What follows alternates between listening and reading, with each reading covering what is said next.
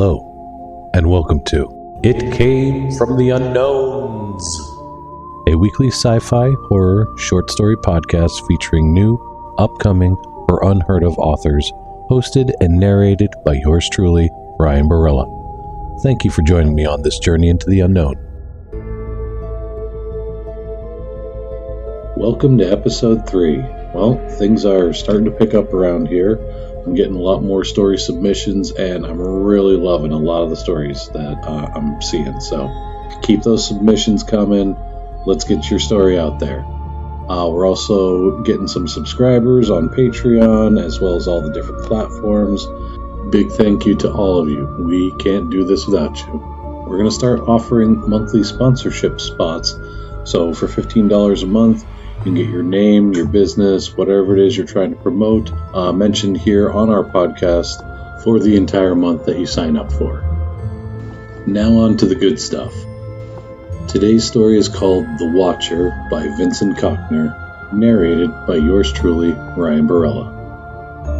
Vincent Kocznur is the award-winning writer of the science fiction audio series The Lakes of the Moon, Volume 1, Red Odyssey, Impala Films. His short story, Where Lazarus Sleeps, won first prize in the 2019 Hamilton Mountain Writers Guild contest. The Watcher is forthcoming from Phylum Press, and Delta 4 was shortlisted for Grit Lit's 2022 short story contest.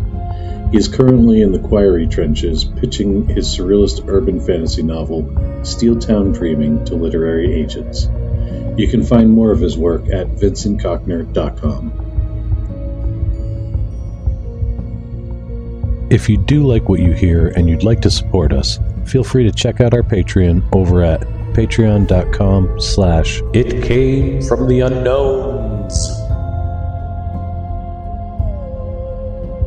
If you'd like to submit a story, please email me your story in PDF form or link, along with your name and brief bio to itcamefromtheunknowns@gmail.com. For now, get cozy, turn down your lights where applicable, and let's prepare to take a journey into the unknowns.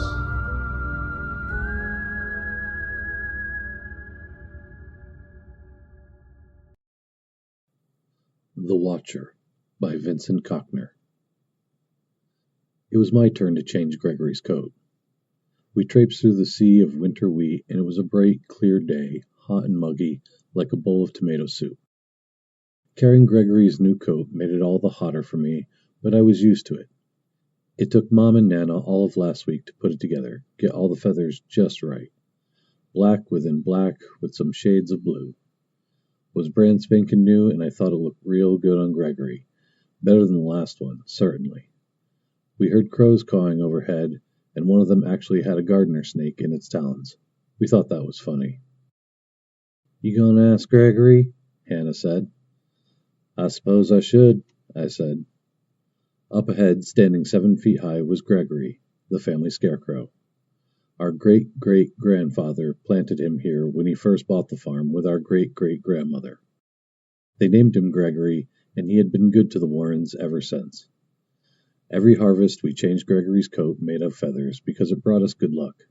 Great-great-grandfather found that out the year an awful blight hit Romulus's crops. He had just changed Gregory's coat, an old farmer's tweed jacket, because it had become destroyed in the elements. Every wheat and cornfield in Romulus fell foul and was no better than rat poison, except for the Warren crops. Our great-great-grandparents kept everything. Ever since then, the Warren children have taken turns each harvest in changing Gregory's coat. "Okay," Caleb said. "This is it." He and Hannah stood on either side of Gregory. His old coat was beat up and chewed up and didn't look right on him at all. Caleb and Hannah carefully removed the coat from the crossbar and folded it together very somberly. They set it aside, then looked at me. It was my turn. My throat was parched and my head throbbed. Knowing this would be the last time I'd change him made me feel all sorts of ways. He was completely naked, except for that wide-brimmed leather hat which hung by the top of the stake. I had never liked seeing Gregory unclothed. It was unnatural and unbecoming of a guardian who had faithfully stood watch over the work of my father's hands, that same work which I had also toiled.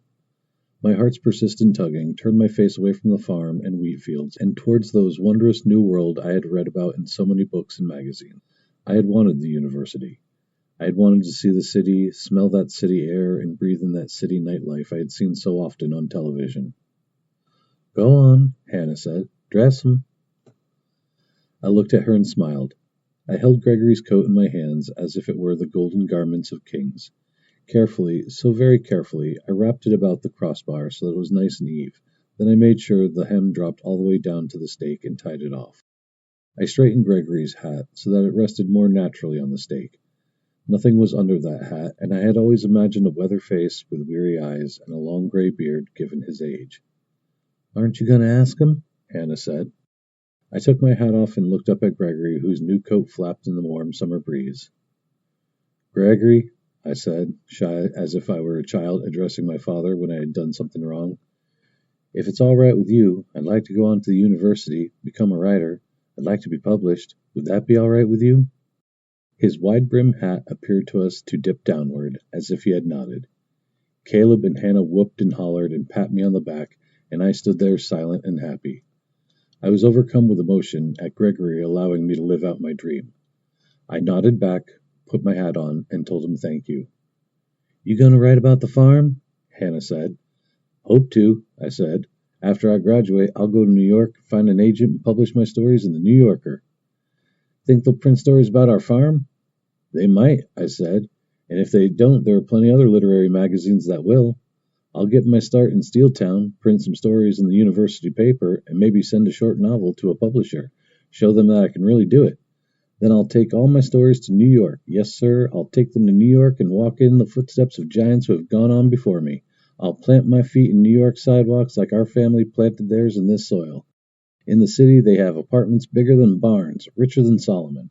It's a wonderful thing to be read and to be loved. There was a long silence before Caleb said, You won't forget about us, will you? I smiled and put my arm around him. Never. Why, you two would have to come visit any time you'd like. Mom and Dad, too. Now, don't you both cry. I'll be back to visit over Christmases and Easters. Things may be changing, but this won't be the last you'll see of me. We talked well into the afternoon and walked through the winter wheat back to the barn. The sky had gotten shadowed blue with some gray, and the crows multiplied over our heads. You two go on to the house. I'll close up the barn. Leave the camera. Off they went, and there I was standing all alone in the middle of that great barn, where over many summer I'd fed the mules before storing our wheat in the big silo, which as a boy I imagined was a rocket ship or a watchtower, where I'd look out for imaginary invading Martian hordes. I could smell Mom's cooking come off the stove, and almost taste that cool glass of strawberry lemonade that would assuredly be set at the table. As is tradition in the Warren home, Hannah played her violin and Caleb sat at the piano. That evening they played the Doxology, which of course was my favorite hymn. I thought it tremendously sweet of them to consider me on this my last week before university. A week of last suppers. I went over to the fleece blanket that covered up the chicken coop, which was old and rusted. As I pulled down the blanket, I saw immediately the misshapen form of our elder brother Eric. His crow's beak was fractured in 3 places and caked in his own blood, and the entirety of his body was covered with sores, most of which had become infected. His featherless arms were crow, and much of his face and neck were crow. His torso and legs were human. He looked at me with his very human eyes, and I cried. I cried until my cheeks were so wet you could wash clothes on them. I thought back to the happier days when Eric used to carry me on his shoulder or teach me to fish by the river. Eric, I leaned against the cage and said, I'm going away to university very soon. I'm going to do what you always wanted to do, and I hope I make you proud. It's not fair that this had to happen to you. It's not fair what Mom and Dad did to you. It's just not. I can't tell you how many times I've cried in my room hearing Dad pull out your feathers for Gregory's coat, and you cawing and screaming like that. I certainly won't miss pulling them, and I'm awfully sorry I hurt you. I can't imagine your pain, Eric. It's such a strange magic our great-great-grandfather came across, and it's a strange thing he found in Gregory, who watches over our wheat fields when all other wheat fails. But Eric, I'm going to do you proud. I'm going to get published and make money, and I'm going to remember you for how you once were. Like us.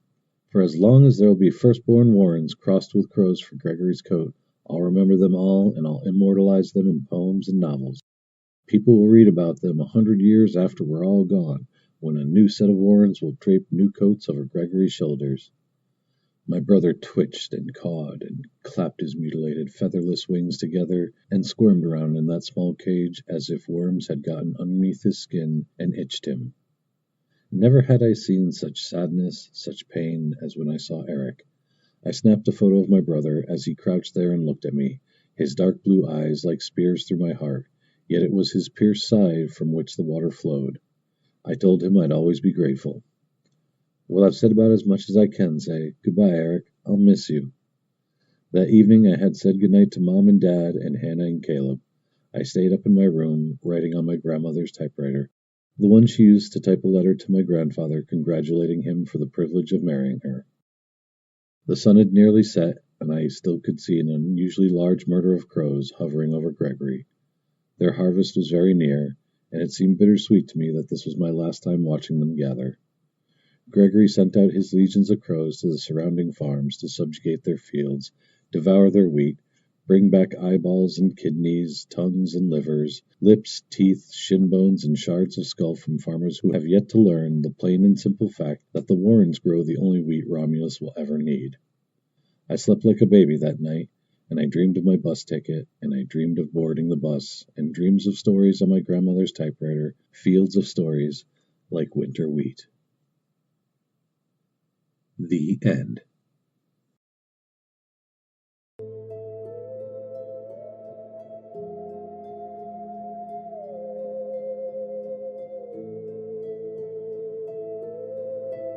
Welcome back. You are just listening to The Watcher by Vincent Kocznur, narrated by yours truly, Ryan Barella. What a delightfully dreadful tale. Maybe not for all the Warren children, but certainly the eldest. That was a particularly good kind of creepy that I quite liked. Starts off innocent enough and then really reels you in with the evil underside to everything that's going on. Quite a good story. I'm very happy with that one. Thank you to Vincent Kocznur for his submission this week. Keep getting those stories submitted. I'm loving everything that's coming in so far.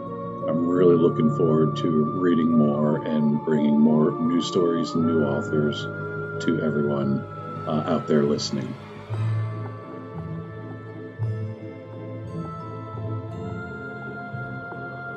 Again, if you enjoyed this and want to help support, you can check us out over on Patreon at patreon.com/itcamefromtheunknowns. We have a digital subscription where you can also get an ebook of the stories for each month, as well as a t-shirt subscription which will feature each month's cover.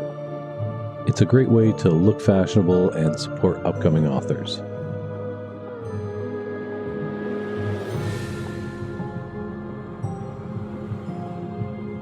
Got a sci-fi or horror short story you want to hear narrated out for the whole world? Email me your story in PDF form or link, along with your name and brief bio to itcamefromtheunknowns@gmail.com.